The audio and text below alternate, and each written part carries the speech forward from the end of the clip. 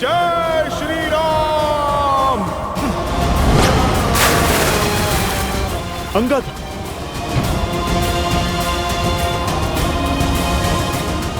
अंगद, अंगद, अंगद, तुम ठीक हो?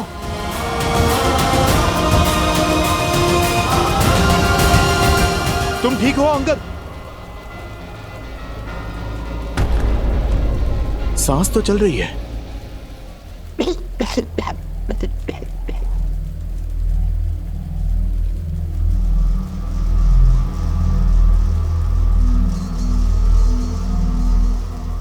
उसे रोकिए,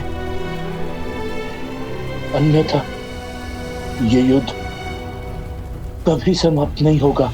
किंतु तुम अंगद? ठीक।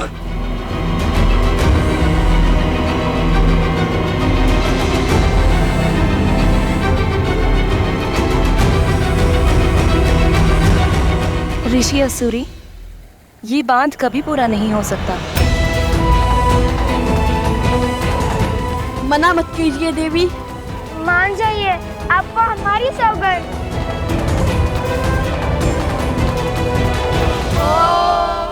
मधुजक्ता हितायने मधु रक्षन्ति सिन्धवा वादिविल्ला संतो वसी मधुनक्तो तोसो मधुपाति वरज।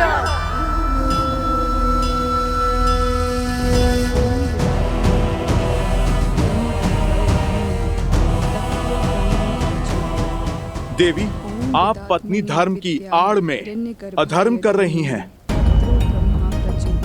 उस अधर्मी की सहायता कर धर्म को तार तार कर रही हैं। आपके पति ने एक नारी के विरुद्ध अधर्म किया है।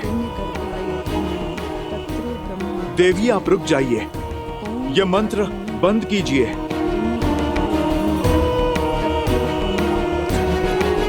तो आप ब्रह्म मंत्र का जाप कर रही हैं? उचित है, मैं आपको रोकूंगा नहीं, मैं भी मंत्र जाप करूंगा। आप जानती हैं वो भी किसका? देवी सरस्वती का। वो ही तो हैं ब्रह्मदेव के मंत्र की काट।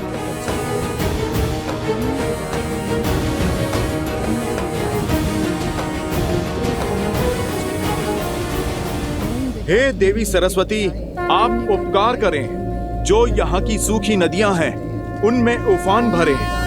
मैं आपका आवाहन करता हूँ।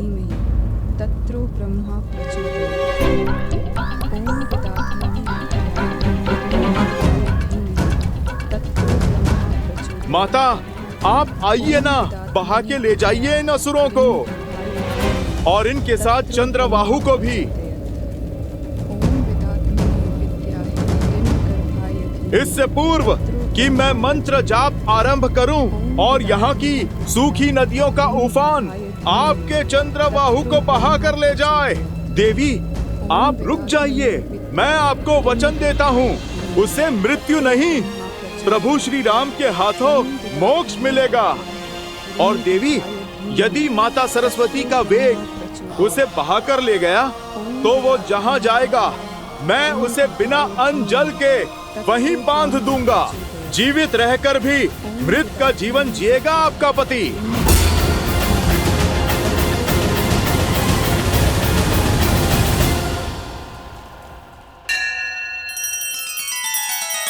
श्री रामचंद्र कृपालु भजु मन हरण भव भय दारुणम।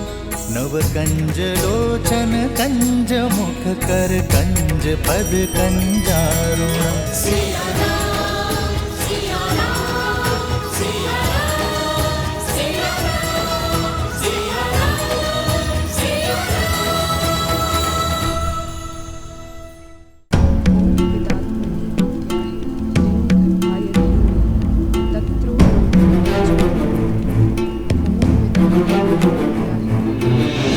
मन में आए इस विचार के पीछे अवश्य ही प्रभु की कोई लीला होगी।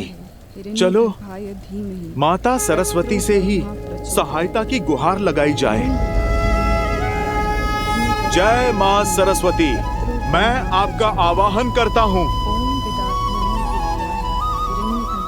ओम ऐं ह्रीं श्रीं वाग्देव्यै सरस्वत्यै नमः।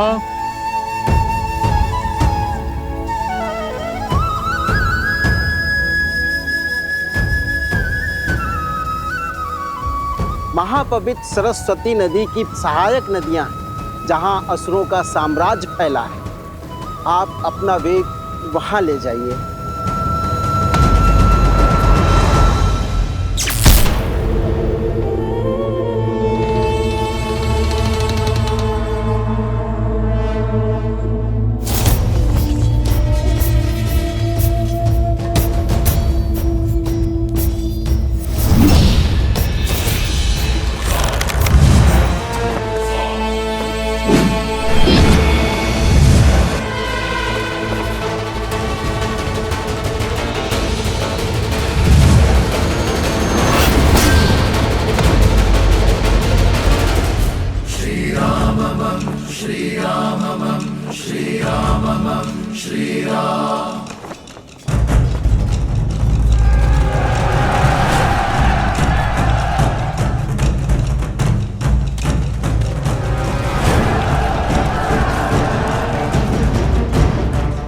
अब क्या करोगे राम?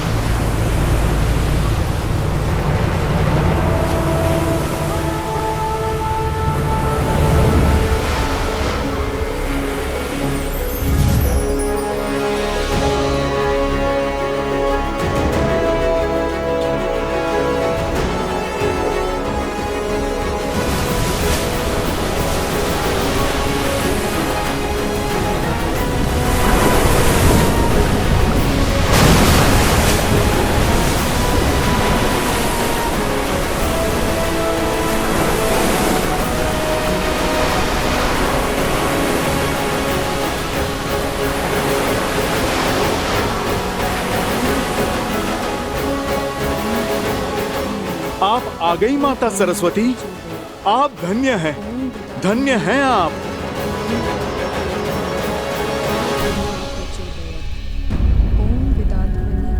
देवी, आपको माता सरस्वती के आने की गड़गड़ाहट सुनाई दे रही है? आप रुकिए, मैं अभी आपको स्पष्ट सुनाता हूँ।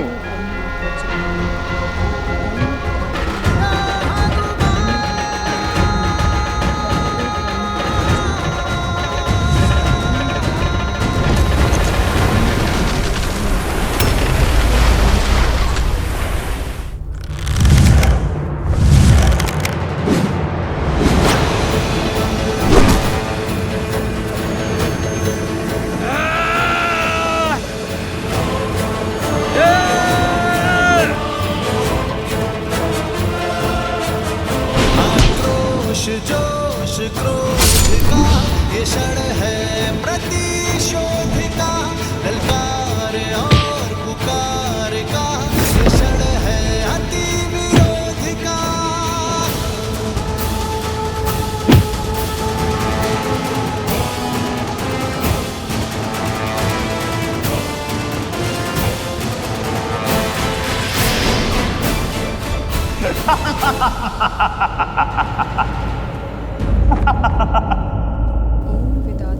अद्भुत, अद्भुत, वो देखिए, वो डूबा चंद्रबाहु। अरे आप देखिए, देखिए ये जल का वेग कहाँ लेकर जा रहा है उसे। ये तो लगता है सृष्टि के उस छोर पर चला। चलिए, मेरा कार्य तो आरंभ हुआ, अब मैं उसे खोजकर बांधता हूँ।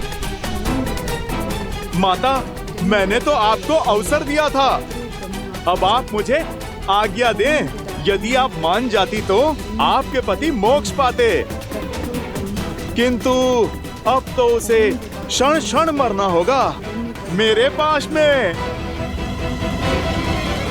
स्वामी,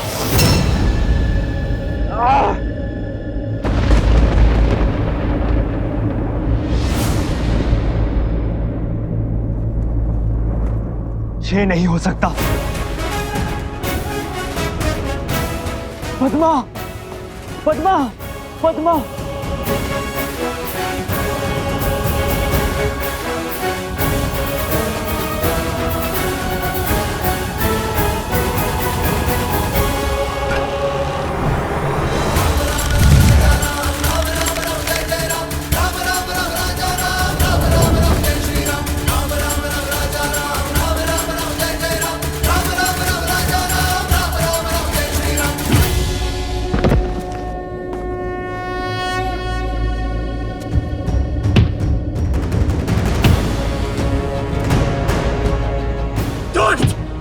दुराचारी!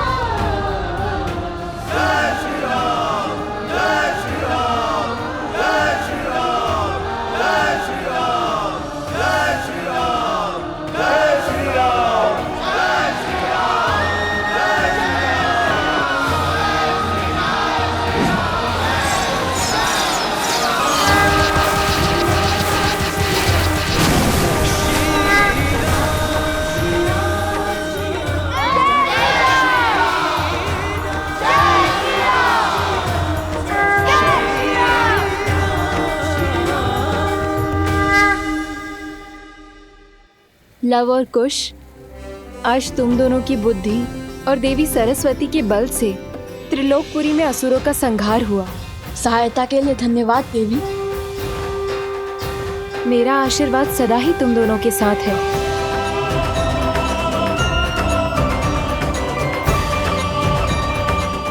धन्य है वो माता पिता जिन्हें तुम जैसी संतानें मिली।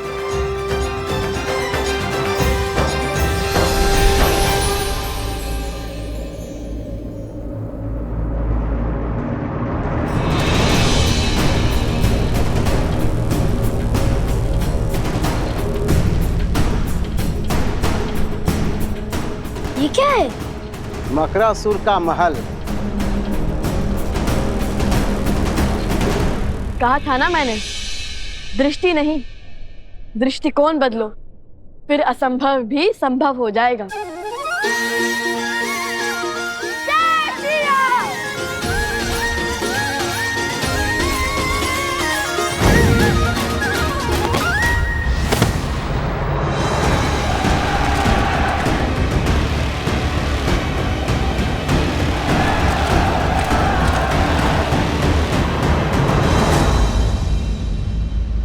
रुक क्यों गए महादेव, वो भी कथा के इस रोचक मोड़ पर? रुका मैं नहीं गौरी, रुका तो बुद्धि के देवता गणेश के विचारों का प्रवाह है। गणेश, किस विचार ने घेर लिया तुम्हें? माता, हनुमान जी ने माता सरस्वती का आवाहन किया और बाढ़ आ गई, असुरों को अपने साथ बहा ले गई। किंतु बाढ़ तो लवकुश के प्रयासों का फल भी हो सकता है। यदि वो दोनों फल्गु पर नहीं होते, क्या तब भी माता सरस्वती बाढ़ लाती? सूर्य अपने आकर्षण से धरती और चंद्रमा को खींचता है गणेश, और धरती और चंद्रमा अपने बल से सूर्य को खींचते हैं। यही प्रकृति का संतुलन है। इस कथा में भी हर कड़ी एक दूसरे से जुड़ी हुई है। संसार में जहां कहीं भी भलाई का कार्य होता है, वो भलाई के अन्य कार्यों को प्रोत्साहन अवश्य देता है। जैसे वर्षा के आगमन पर स्वयं समुद्र उठकर उसका स्वागत करता है, उसी प्रकार जब जब संसार में कहीं भी भलाई का कार्य होता है, तब तब भलाई का प्रत्येक अंश उसका स्वागत करता है। और फिर ये तो कथा ही जन्मों के संबंध की है, सिया राम की है। वो दोनों भले ही एक दूसरे से दूर हों, परंतु फिर भी एक दूसरे की भलाई का मार्ग अवश्य खोज निकालते हैं। अर्थात यदि एक व्यक्ति के सुकर्म दूसरों को प्रोत्साहन दे, तो धर्म की ये कड़ी अधर्म को धराशायी कर सकती है। हाँ पुत्र। अद्भुत। समझ आया। अब आगे की कथा सुनाइए ना पिताश्री। अवश्य।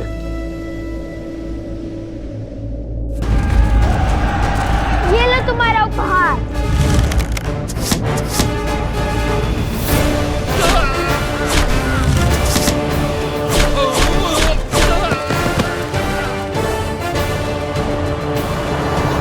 समय निकलता जा रहा है और मकरासुर की शक्तियां बढ़ती जा रही हैं। वन देवी की रक्षा के लिए मुझे अपने मंत्रों का उपयोग करना होगा। मैया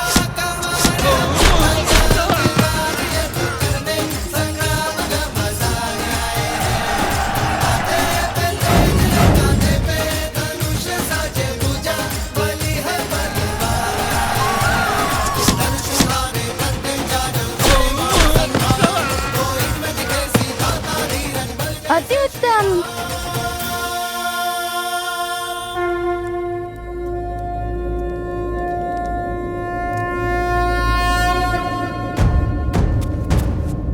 लव कुछ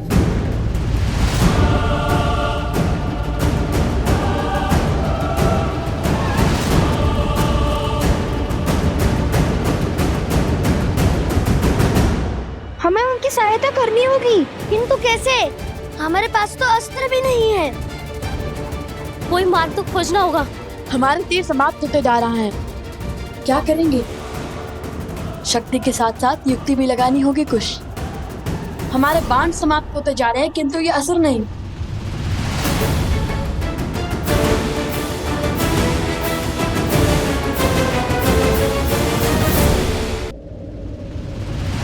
कुछ ये ध्यान करने का समय नहीं है।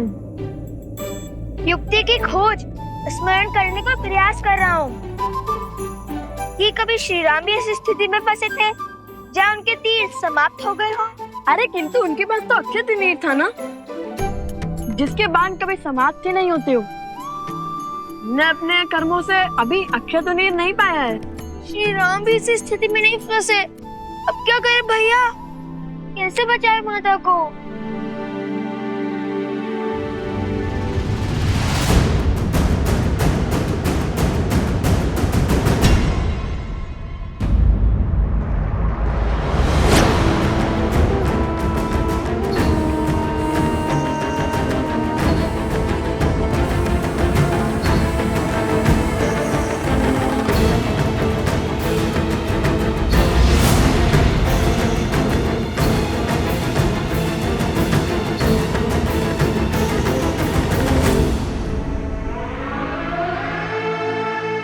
दाओ मकरासुर, तोड़ो सीता का तप। ये तप ही है जो धर्म को बल दे रहा है। ये टूटा तो हमारी विजय और इसके पुत्रों की मृत्यु निश्चित है।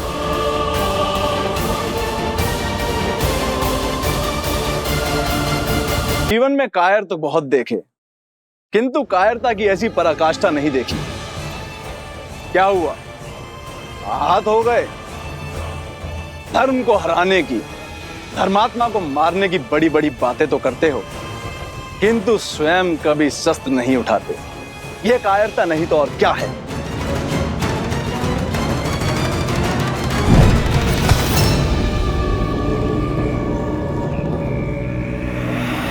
ये है तुम्हारा अस्त्र और ये है तुम्हारे सेनापति। हर योद्धा का अपना अस्त्र और अपना शस्त्र होता है, किंतु हाथ में थामा हर शस्त्र टूटकर बिखर सकता है, जलकर स्वाह हो सकता है। जब दो अस्त्र टकराएंगे तो एक का टूटना निश्चित है, किंतु मेरा अस्त्र न किसी के थोड़े टूटेगा न किसी के जलाए भस्म होगा। ऐसा कौन सा अस्त्र है आपके पास? शब्दों का अस्त्र, वचनों के बाण। वो शब्द, वो वचन जो बड़े से बड़े साम्राज्य को धराशायी कर सकते हैं।